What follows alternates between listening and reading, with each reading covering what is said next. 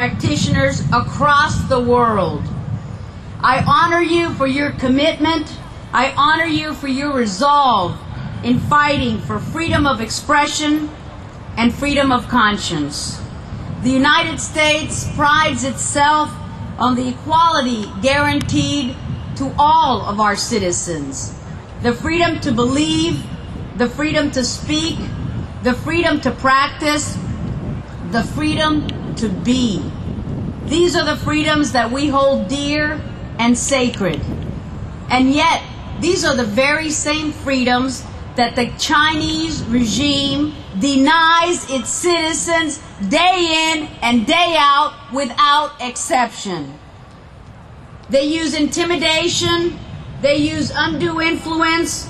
These Chinese officials have attempted to export their oppressive denial of basic human rights to practitioners worldwide. It is indeed the very duty and our solemn obligation of the United States to protect freedom from being held hostage by the oppressive and the tyrannical regime in Beijing. And in my fight against this tyranny, I was proud to introduce in a bipartisan manner House Con Resolution 304. This bill expresses the sense of Congress that the government of the People's Republic of China must immediately stop interfering in the exercise of political freedoms within the United States. The People's Republic of China must not attempt in any way, shape, or form to influence or repress followers of the Falun Gong who attempt to practice their beliefs within the United States. Because freedom of expression ceases to exist when a specific group is targeted for their practices and is oppressed. And as it says in one of your banners, injustice anywhere is a threat to justice everywhere. The words of Martin Luther King. And without this freedom, without the idea that humanity is allowed to follow a belief, without the precious word or practice of liberty, the government of the United States, founded upon these very same principles, ceases to perform its main function, which is ensuring the rights of its people. Together, I know that we will prevail. And I was so happy to see right before me the Save the Kids Ride group here with us today, with the goal of bringing justice to the thousands of men and women who have been persecuted by the cowardly communist regime. I have supported and introduced several bills in the U.S. House of Representatives to address the systematic crackdown against the Falun Gong practitioners in Beijing. And we are here today to continue our fight against this brutal persecution. And I know that this Ride to Freedom group of kids, these courageous teens, are going to ride to the Chinese embassy to deliver a letter demanding an end to the persecution and torture of Falun Gong practitioners. And I congratulate these teenagers for their fight. Their efforts inspire us all, and your efforts as well. And as you heard in my introduction, I'm a political refugee, and I fled a communist dictatorship, so I understand your cause. It hits home, and it hits my very heart. And I vow that I will continue to work with great fervor so that Falun Gong can practice without persecution or harassment. And I want to thank you for this great honor, and I want you to know that we as members of Congress fully support your noble cause, and together we will prevail. Thank you so very much. Thank you.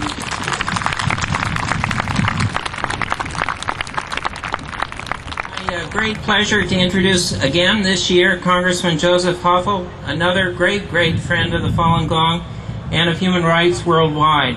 He's a member of the International Relations Committee of the House. He's a vigorous supporter of human rights. He's worked hard on the issues of terrorism. He's an outstanding American, and it gives me great pleasure again this year to introduce him to you, reintroduce him to you.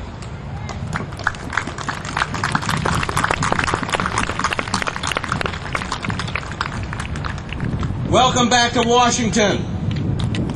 You are always welcome here. And you must keep coming year after year until the Falun Gong is free of persecution. We must continue to confront the government in China. We must continue to say to them that their persecution of Falun Gong is wrong, that you are entitled to pursue your beliefs, that everyone in this world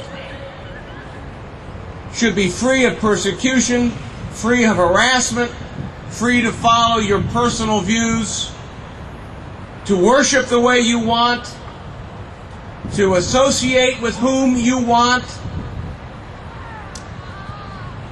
to engage in the activities that you want. It's been 5 long years since the Beijing government cracked down on Falun Gong. 5 years where you have continued to stand for your rights and continue to lobby members of Congress very effectively, and I salute you for it. I know somewhere here today is my friend who educated me regarding Falun Gong, my constituent Alan Wu. And I say hello to Alan wherever he may be. But I say hello to all of you. So please keep coming back. The United States Congress supports you, and we will continue to help you, and we will work together, you and us, for freedom, for the Falun Gong, freedom for all Chinese, freedom for everybody in this world. May God bless you.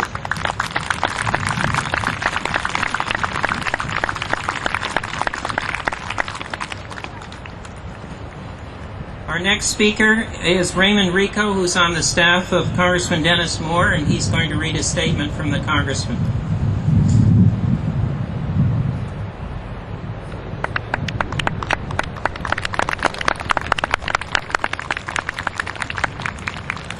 Good morning, or should I say good afternoon. My name is Raymond Rico, and it's my honor to present this written statement on behalf of Congressman Dennis Moore from the 3rd District in Kansas. Thank you for inviting me to speak at this important event. Please accept my deepest apologies for not appearing in person. I am deeply troubled by China's lack of respect for basic human rights, and I commend all of you on your efforts to focus attention on the plight of religious minorities in China. China will never gain the respect it desires until it ceases its persecution of Falun Gong and other religious minorities. As you know, the Chinese government views the Falun Gong and its nearly 70 million members worldwide as a threat to its hold on power. The government's ruthless repression of Falun Gong has resulted in the imprisonment and torture of thousands of practitioners over the past 3 years. In February of 2002, a resident of my congressional district was detained by Chinese authorities in Beijing. My constituent was arrested for the peacefully demonstration in favor of religious freedom. While it is easy for Americans to dismiss the persecution of Chinese citizens thousands of miles away, the detention of a member of my own community is an entirely different matter. My constituent's arrest brought the plight of China's Falun Gong practitioners into focus for many Americans who might otherwise dismiss human rights violations as in a seemingly distant country. Furthermore, domestic human rights call immediately attention to the necessity of ending threats to fundamental rights of religious freedom.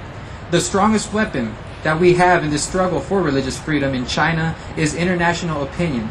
Toward this end, I have joined numerous congressional colleagues in sending a letter to President Jiang Zemin stressing our grave concerns with the serious human rights problems in China, including the denial of free speech, religious freedom, and the perverse torture of its citizens.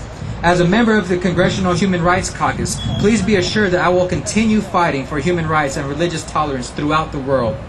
The struggle for human rights and religious freedom in China may be long and difficult. However, we must not give up hope that those in power will see the error in their ways. As we have learned in the United States, religious diversity, far from being a subversive force, actually serves to make our nation strong and vibrant. I hope that China too will learn this lesson.